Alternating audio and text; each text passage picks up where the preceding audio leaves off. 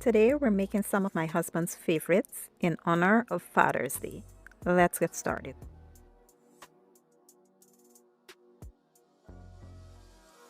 Let's start with some deviled eggs or stuffed eggs. Boil then separate. We're going to mash it until it's nice and smooth.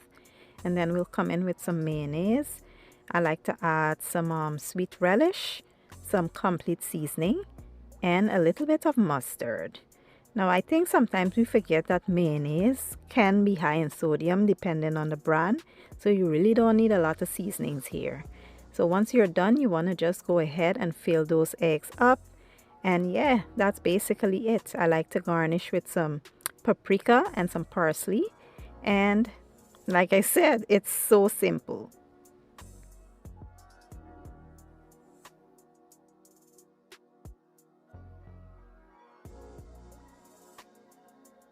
Now let's make some restaurant-style Mexican rice. To a pot, I added garlic, onions, and some green seasoning. Mix that for about a minute or so, then come in with some tomato paste. Let that tomato paste fry up for another 2 minutes, and then we'll come in with our washed rice. Today I'm using jasmine rice, but feel free to use any rice of choice. I added some seasoning, give it a good mix, and we're going to fry up the rice really well for about 3 minutes or so. Next, you want to add some chicken broth. You could also use water here and just give it a real good stir. I almost forgot I was adding some pigeon peas, so in with the pigeon peas. Let that come up to a simmer before we cover and allow it to simmer on low heat for about 25 minutes. After 25 minutes, this is now done. You're going to cover it, let it rest for 15 minutes before we go in and fluff the rice. And this is it. It was so delicious and amazing. I almost ate the rice out before the meal was finished. Now let's prepare some vegetables. To a skillet, I added butter in with some grated garlic. Let that go for about a minute. Then I'll come in with some carrots and green beans.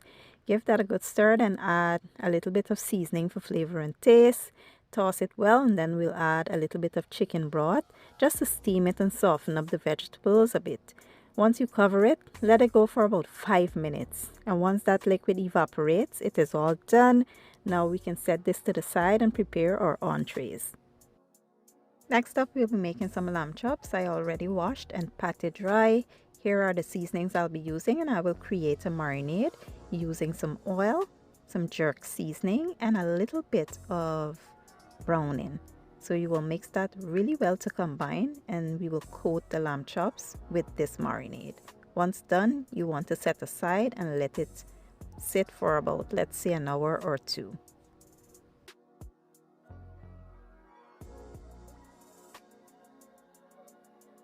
Next, I'm going to go ahead and cook the lamb chops for about 3 minutes per side. And once they're cooked through, you want to add a little bit of butter, some thyme and garlic in the skillet. I added it, but I lost the clip, so you guys didn't get to see when I was adding it in there. I did baste the chops with that butter, and yeah, that's basically it. It's all done. We can now move on to the next.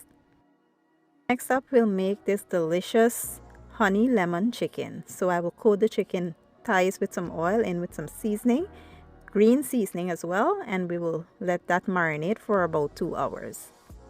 Now we'll go ahead and cook our chicken thighs. We will cook these for about 4 minutes per side.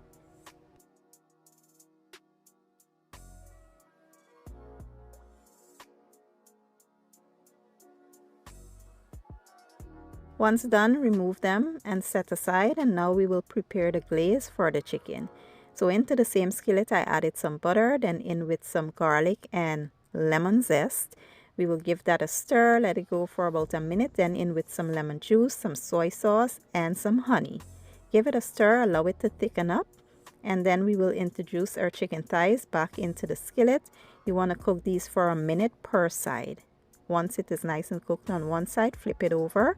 Let it cook for a minute on the other side, and that's basically it. We will garnish with fresh parsley. And yeah, this is one of my husband's favorites. He loved this chicken.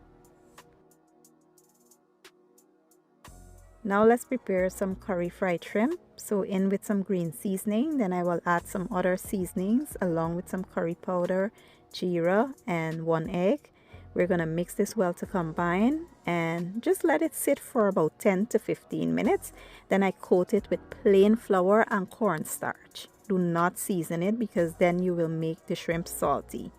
And we will fry these up for about 2 minutes or so. You want to have your oil on high heat. And yeah, just remove them, set aside, and now we can plate up everything and enjoy. And here you have it, my version of a delicious Father's Day feast. These are some of my husband's favorites. You can give them a try.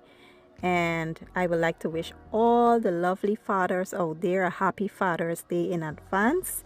And if you want to try these recipes, I will leave all the ingredients and the measurements in the description or the caption. And I'll see you guys in my next one. Thank you for watching and enjoy.